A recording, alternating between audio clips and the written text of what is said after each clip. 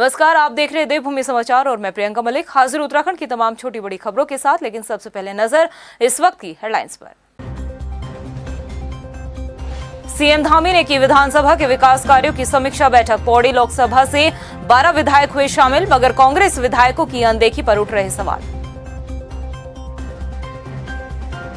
राजभवन में 3 दिवसीय भव्य वसंत उत्सव की शुरुआत। 700 से ज्यादा स्टॉल और कई सौ प्रजातियों के फूलों की लगाई गई प्रदर्शनी। आम जनता के लिए भी खुले द्वार।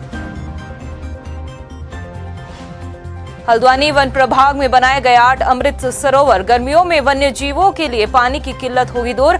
पर्याप्त मात्रा में होगी पानी की व्यवस्था। और उत्तराखंड में साइबर अपराध पर लगेगी लगाम। हर जिले में होगी साइबर कमांडो की तैनाती। 100 से ज्यादा पुलिस के जवान और सीओ को दी जा रही खास ट्रेनिंग। हेडलाइंस के बाद बुलेटिन में खबरें विस्तार से। उत्तराखंड विधानसभा क्षेत्रों के विकास कार्यों को लेकर CM Pushkar Singh Dhami action mode में नजर आ रहे हैं और उन्हीं विकास कार्यों को लेकर अब विधानसभावार विकास कार्यों की सभी समीक्षाएं भी शुरू हो चुकी है, जिसकी शुरुआत लोकसभावार स्तर से हुई है। और पौड़ी लोकसभा से 12 विधायक बैठक में शामिल हुए हैं, मगर विकास कार्यों को लेकर बुलाई गई समीक्षा बैठक में कांग्रेस विधायकों की अनदेखी को लेकर सवाल उठ रहे हैं। ये रिपोर्ट देखिए। प्रदेश के विकास कार्य और जनता की समस्याएं सरकार की पहली प्राथमिकता होती है और इसी दिशा में आगे बढ़ते हुए धामी सरकार लगातार विकास कार्यों को लेकर समीक्षा बैठक भी कर रही है। मुख्यमंत्री पुष्कर सिंह धामी ने विधानसभा के विकास कार्यों को लेकर समीक्षा बैठक शुरू कर दी है। शुरुआत पौड़ी लोकसभा से की गई, जिसमें पौड़ी लोकसभा क्षेत्र के 12 विधायकों ने हिस्सा लिया। कैबिनेट मंत्री धन सिंह रावत और कैबिनेट मंत्री सुबोध उनियाल भी इस बैठक में मौजूद रहे। बैठक को लेकर मंत्री और विधायकों का कहना है कि इस तरह की बैठकों से विकास कार्यों को गति मिलती है। कार्यक्रम प्रारंभ किए हुए हैं, तो उसी संवाद के कार्यक्रम में क्योंकि माननीय विधायक गणों से, हमारे जनप्रतिनिधियों से, आम जनता का सीधे सीधे संवाद रहता है, सीधे सीधे उनकी बातें होती हैं, उन सब का फीडबैक लेकर उसके समाधान के लिए हम सब लोग बैठेंगे, आगे के रास्ते खोजेंगे, जिससे कि हमारी जो गवर्नेंस की कार्यप्रणाली है, सुशासन है, ठीक दिशा में आगे बढ़े। जन समस्याएं हैं, चाहे रेलवे से संबंधित हैं, चाहे वो एनएच के संबंधित हों, या जो भूस्खलन जोशीमठ में और चमोली जनपद होगा उसको लेकर के, और जो मुख्यमंत्री की विभिन्न घोषणाएं थी और जो जनपदों की आवश्यकताएं, उन सब को लेकर इन सभी जिलों के जो पौड़ी लोकसभा क्षेत्र के अंतर्गत जितने जनपदों की विधानसभाएं आती हैं, उनके जिलाधिकारी और सभी अधिकारियों के साथ और शासन के सचिवों को भी मीटिंग में बुलाया गया था। तो काफी महत्वपूर्ण बैठक थी और काफी गंभीरता से मंथन हुआ है। वही विकास कार्यों को लेकर हो रही समीक्षा बैठक में विधायकों ने अधिकारियों की लापरवाही और मनमानी को लेकर भी सवाल उठाए हैं। माननीय मुख्यमंत्री जी ने बहुत अच्छी पहल की है कि लोकसभा स्तर पर जो है सारे विधायकों की समस्याओं को सुना और उनकी जो भावना है उनको भी समझा। और मैं समझता हूँ कि जो लापरवाह अधिकारी है उन पर नकेल कसने का भी काम किया है और कई विधायकों ने फटकारा भी है अधिकारियों को। निश्चित रूप से इससे उनकी कार्यप्रणाली में सुधार आएगा। जहां एक तरफ विकास कार्यों को लेकर बैठक हो रही है, विधायकों से राय मशवरा किया जा रहा है, तो वहीं इस बैठक में कांग्रेस विधायकों की अनदेखी देखने को मिली है। कांग्रेस का कहना है कि मुख्यमंत्री पुष्कर सिंह धामी कांग्रेस विधायकों को बैठक में नहीं बुलाना चाहते हैं। और जिस तरह का जोशीमठ में मुआवजे को लेकर या तमाम राहत कार्यों को लेकर जो हिला हवाली की गई है, उस पर भी धावा बोलते और प्रश्न चिन्ह लगाते, सवालों के घेरे में कटघरे में खड़ा करते बद्रीनाथ के विधायक मुख्यमंत्री जी को। तो इस करके कहीं ना कहीं उनकी दहाड़ से ही ऐसा लग रहा है कि मुख्यमंत्री खौफजदा होकर उनको बुलाना भूल गए। लोकसभावार विधानसभा क्षेत्रों के विकास कार्यों को लेकर समीक्षा बैठकें मुख्यमंत्री पुष्कर सिंह धामी ने शुरू कर दी और पौड़ी लोकसभा सीट से इसकी शुरुआत हुई है। मुख्यमंत्री आवास में मुख्यमंत्री पुष्कर सिंह धामी ने जो पौड़ी लोकसभा क्षेत्र के जो विधानसभा क्षेत्र हैं उनकी विकास कार्यों की समीक्षा की है और शासन के तमाम बड़े अधिकारी इन बैठकों में मौजूद रहे हैं। वहीं बताया ये भी जा रहा है कि कई विधायकों ने अधिकारियों की कार्यप्रणाली पर सवाल खड़े किए और सीधे तौर से उन्हें फटकार भी लगाई है कि वो विकास कार्यों को लेकर जो है वो गंभीर नहीं रहते हैं, सुनते नहीं। और मुख्यमंत्री ने भी ऐसे अधिकारियों को फटकार लगाई है कि वो जनप्रतिनिधियों की बातों को सुने और जो विकास कार्य हैं उनमें तेजी लाएं। हालांकि कांग्रेस जो विधायक राजेंद्र भंडारी हैं चमोली से, वो इसमें पहुंचे नहीं थे, जिसको लेकर जो है वो सवाल भी उठ रहे हैं कि आखिरकार क्या कांग्रेसी विधायकों की विधानसभाओं की समीक्षा बैठकें मुख्यमंत्री पुष्कर सिंह धामी लोकसभा वार नहीं लेने वाले हैं। उत्तराखंड राजभवन देहरादून में 3 दिवसीय वसंत उत्सव की भव्य शुरुआत हो चुकी है। इन 3 दिनों तक आम जनता के लिए भी राजभवन के द्वार खुले रहेंगे और रंग बिरंगे फूलों के नजारों का लुत्फ उठा सकेंगे। ये रिपोर्ट देखिए।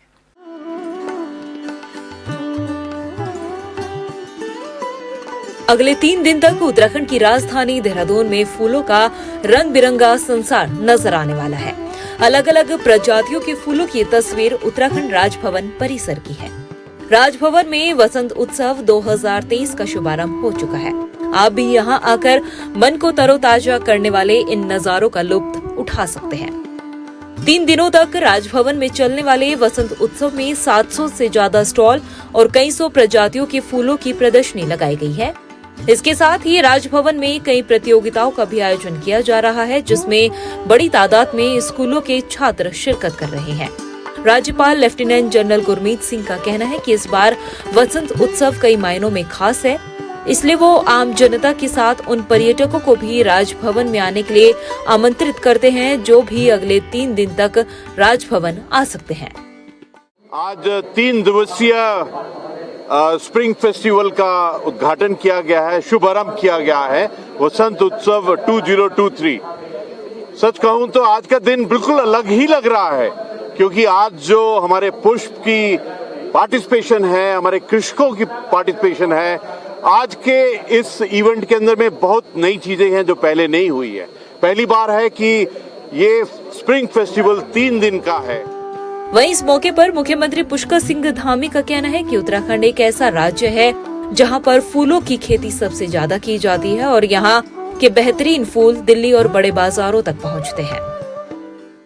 ये बसंतोत्सव का जो यहाँ पर कार्यक्रम आयोजित किया गया है, ये 3 दिवसीय, ये निश्चित रूप से हमारे प्रदेश के लिए, क्योंकि जहाँ पुष्प के क्षेत्र में, हॉर्टिकल्चर के क्षेत्र में जिस पर हम लोग बहुत काम कर रहे हैं, वह एक अच्छा मंच और एक अच्छा स्थान जिसमें 700 से भी ज़्यादा ग्रुप हमारे इसमें भाग ले रहे हैं, उन सभी को अपने अपने जो उत्पाद हैं, उन उत्पादों को कहीं न कहीं एक बड़ा स्थान प्राप्त होगा। और मैं इस आयोजन के लिए सभी को, जो भी इसमें आयोजक हैं और जो भाग लेने वाले लोग हैं, सभी को बधाई देता हूँ, सबको शुभकामनाएं। वसंत उत्सव जहां कई मायनों में खास है, तो वहीं उन किसानों के लिए भी एक बड़ा मार्केट पहचान का जरिया बन सकता है जो बागवानी के जरिए अपनी कमाई करते हैं। साथ ही ऑर्गेनिक फार्मिंग करने वाले किसानों के लिए भी एक बेहतरीन मंच साबित हो सकता है। लेकिन हम सबको एकोमोडेट कर रहे हैं, दूर दूर से लोग आए हैं, प्रदेश के हर कोने से जो है फार्मर आया हुआ है इस बारी। और जैसे आपने एंट्रीज की बात बोली, तो मैक्सिमम ऑल फ्लावर्स एंट्री हैं, पोटेड प्लांट्स की एंट्रीज हैं। आपने देखा होगा बोनसाई की फर्स्ट टाइम, क्योंकि गवर्नर साहब का एक बहुत बड़ा विजन था कि बोनसाई हब बनना चाहिए जो हमारा स्टेट है, क्योंकि आप बोनसाई की तरफ देखेंगे तो मोर देन 50 ईयर्स वाले प्लांट्स भी यहाँ पे अवेलेबल है। तो फर्स्ट टाइम ऐसा जो हुआ, ये एक बहुत बड़ी उपलब्धि है हमारी यहाँ पे। उत्तराखंड राजभवन में 3 दिवसीय बसंतोत्सव का आगाज हो चला है और आम जनता के लिए भी 3 दिनों तक राजभवन के द्वार खुले रखेंगे, यानी कि पूरी तरीके से जो 3 दिनों तक है वो राजभवन गुलजार रहेगा। लेकिन सबसे जो आकर्षण का केंद्र राजभवन में बसंतोत्सव के समय रहता है वो पुष्प प्रदर्शनी रहती है और आप दूर दूर तक नजरें दौड़ाएंगे राजभवन में। तो जिस तरीके से जो है कई 100 प्रजातियों के यहाँ पर पुष्प जो नजर आ रहे हैं, उनकी जो यहाँ पर प्रदर्शनी है वो कहीं ना कहीं लोगों को आकर्षित करती आई है। और हर साल इस तरीके का जो कार्यक्रम होता है उससे कहीं ना कहीं जो देहरादून निवासी हैं वो भी राजभवन का रुख करते हैं और जो ये फूलों की खुशबू है उसको यहाँ पर कहीं ना कहीं आभास करते हैं। और सीधे तौर से आप देख सकते हैं कि जो ये पुष्प यहाँ पर दिख रहे हैं, दूर दूर तक यहाँ पर पुष्प यहाँ पर दिखाई दे रहे हैं। और कई स्टॉल यहाँ पर जो है वो उद्यान विभाग के लगाए गए हैं, जो ऑर्गेनिक जो फार्मिंग की जाती है उसके साथ साथ जो उद्यान विभाग के द्वारा जो फूलों को यहाँ पर प्रोत्साहित किया जाता है उसको लेकर भी यहाँ पर जो है वो पुष्प प्रदर्शनी लगी हुई है और अगले 3 दिनों तक आम जनता के लिए जो राजभवन के द्वार हैं वो खुले रहेंगे।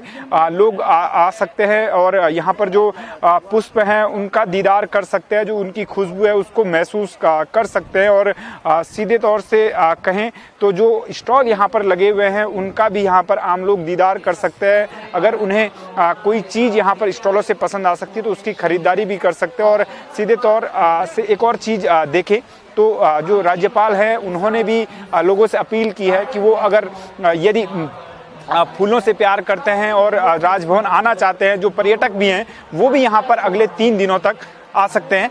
उत्तराखंड सरकार ने पराई सत्र गन्ने के समर्थन मूल्य में कोई बढ़ोतरी नहीं की। हालांकि गुरुवार को हुई कैबिनेट बैठक में गन्ने के समर्थन मूल्य का प्रस्ताव रखा गया, मगर प्रस्ताव पर मुहर नहीं लगी, जिसके चलते बीते साल की दरों पर ही किसानों को गन्ने का भुगतान किया जाएगा। इसको लेकर कांग्रेस ने सरकार पर निशाना साधा है। कांग्रेस की प्रवक्ता गरिमा दसोनी का कहना है कि भाजपा सरकार किसानों की आय दोगुना करने में नाकामयाब रही है।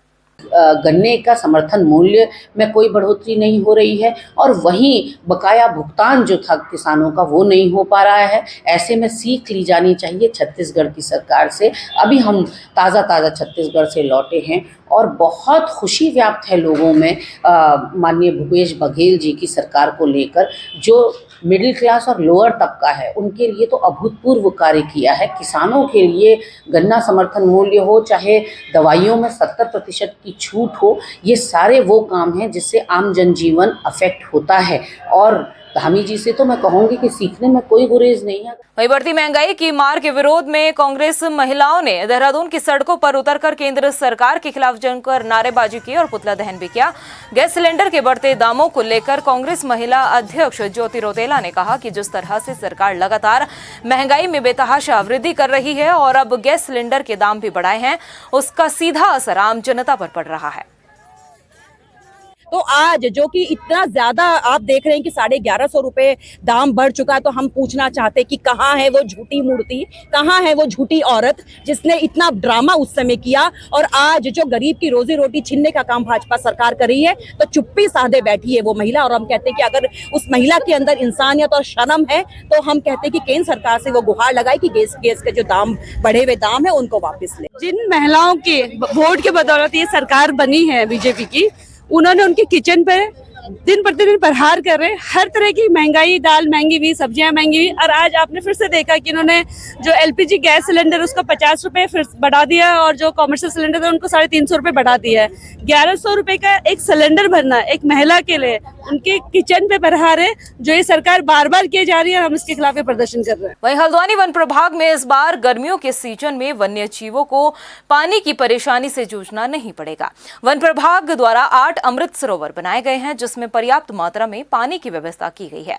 हल्द्वानी वन प्रभाग के डीएफओ बाबूलाल का कहना है कि अक्सर गर्मियों के सीजन में वन्य जीवों के लिए पानी की किल्लत हो जाती थी, लेकिन इस बार वाटर होल के साथ साथ केंद्र सरकार की योजना के तहत अमृत सरोवर बनाए गए हैं। हल्द्वानी वन प्रभाग का जो एरिया है उसमें मुख्य 2 नदियां हैं। एक नंधौर नदी है, तो नंधौर नदी में तो ऑलमोस्ट पूरे सीजन में पानी रहता है, तो उस क्षेत्र में पानी की दिक्कत नहीं होती है। इसके अलावा जो बाकी क्षेत्र हैं वहाँ पर वाटर होल बनाए गए हैं। इसी क्रम में इस साल भारत सरकार की योजना थी जिसमें अमृत सरोवर बनाए जाने थे, तो हल्द्वानी वन प्रभाग द्वारा 8 अमृत सरोवर बनाए गए हैं और जिनमें पर्याप्त मात्रा में पानी है और जो पूरे साल रहेगा। उत्तराखंड में आए दिन साइबर अपराध बढ़ते जा रहे हैं। साइबर ठगी की हर साल 15,000 से ज्यादा मामले भी सामने आते हैं, जिसको देखते हुए अब अपराधियों से निपटने के लिए राज्य सरकार हर जिले में साइबर कमांडो की तैनाती करने जा रही है। देहरादून स्थित राष्ट्रीय कार्यशाला में 100 से अधिक पुलिस के जवान और सीओ को विशेष ट्रेनिंग दी जा रही है। ट्रेनिंग में हर जिले की साइबर सेल से 2 से 3 जवान शामिल है जो तकनीक के क्षेत्र में दिलचस्पी रखते हैं। देखिए, स्टेट लेवल पर जो भी साइबर का क्राइम के फील्ड में काम करने में इंटरेस्टेड है, ऐसे लोगों का एक डेटाबेस बनाया गया, एक पूल बनाया गया है और जो विभिन्न जिलों में साइबर सेल्स में कार्यरत हैं, तो ऐसे सभी कार्मिकों को अलग अलग चरणों में 4 चरणों में ट्रेनिंग दी जानी है। तो पहले चरण की ट्रेनिंग हमने स्टार्ट कर दी है। हर चरण में लगभग 25 कार्मिक ट्रेनिंग प्राप्त करेंगे। इसके लगभग 100 लोगों की ट्रेनिंग की जानी है। इसमें सीओ ऑपरेशंस सभी डिस्ट्रिक्ट की, इसके अतिरिक्त जो साइबर सेल में नियुक्त inspector, sub inspector, constables, head constables हैं, सभी लोगों की ट्रेनिंग की जा रही है। देहरादून एसटीएफ को धोखाधड़ी के मामले में एक बड़ी कामयाबी हासिल हुई है। एसटीएफ ने पॉलिसी और निवेश के नाम पर 1 करोड़ 30 लाख रुपए की ठगी करने वाले आरोपी को दिल्ली के नागलोई से गिरफ्तार किया है। एसटीएफ एसएसपी आयुष अग्रवाल ने बताया कि आरोपी के साथी को पहले गिरफ्तार किया जा चुका है। उन्होंने बताया कि आरोपी खुद को मैक्स लाइफ इंश्योरेंस कंपनी का कर्मचारी बताते थे और लोगों से पॉलिसी के नाम पर ठगी किया करते थे। एसटीएफ को शिकायत प्राप्त हुई थी सीसीपीएस में कि एक व्यक्ति के साथ में इंश्योरेंस पॉलिसी रिन्यूअल कराने के नाम पर 1.3 करोड़ की धोखाधड़ी हुई है। तो इसमें हमने इन्वेस्टिगेशन स्टार्ट की थी और इसमें पूर्व में एक अभियुक्त को गिरफ्तार किया गया था और उसी क्रम में एक और सफलता मिली है। हमने दूसरा जो सह अभियुक्त था उसको राहुल पांडे को, उसको जो दिल्ली का रहने वाला है, और इंस्पेक्टर देवेंद्र नबियान की टीम ने वहाँ से उसको अरेस्ट किया। रुड़की के भगवानपुर क्षेत्र के रायपुर में NH 73 पर एक पेट्रोल पंप से कुछ ही दूरी पर अतिक्रमण कर दूसरा पेट्रोल पंप तैयार किया जा रहा है। लेकिन विडंबना देखिए कि हाईवे पर अतिक्रमण कर बनने वाले इस पेट्रोल पंप की किसी भी प्रशासनिक अधिकारी को खबर तक नहीं है। पास ही में मौजूद पेट्रोल पंप के मैनेजर धर्मवीर ने इस मामले पर कड़ी आपत्ति जताते हुए कहा है कि उन्होंने इस मामले में कई बार शिकायत भी की है। साथ ही उन्होंने कहा है कि बायलॉज के अनुरूप कम से कम 1 किलोमीटर की दूरी पर ही दूसरा पेट्रोल पंप बनाया जाना चाहिए, लेकिन इसमें ऐसा नहीं हुआ है। इतना ही नहीं, अतिक्रमण में किसी बड़े नेता के होने का भी उन्होंने आरोप लगाया है। पेट्रोल पंप को लेकर जो मानक भारत सरकार और केंद्र सरकार द्वारा लागू किए गए हैं, उन मानकों को ताक पर रखकर स्थानीय कुछ विभाग हैं जो बिल्कुल आंख मूंद कर बैठे हैं। ये इस प्रकार का भ्रष्टाचार है कि आज ये कुछ गलत काम उस पेट्रोल पंप से कराएंगे और कल को उनको नोटिस देकर उनको वसूली करने का काम करेंगे। मैं HRDA और जो हमारे शासन प्रशासन के लोग हैं उससे संबंधित विभाग से, उनकी सीधी जिम्मेदारी बनती है कि वो किसी भी गलत काम को होने से रोके। सबसे पहली बात तो यही है कि इन्होंने किस बेस पे इसका निर्माण किया है, फिर NH ने या HRD ने इन्हें कैसे परमिशन दी है, उस परमिशन को ये हाईलाइट करें या उस परमिशन को दिखाएं।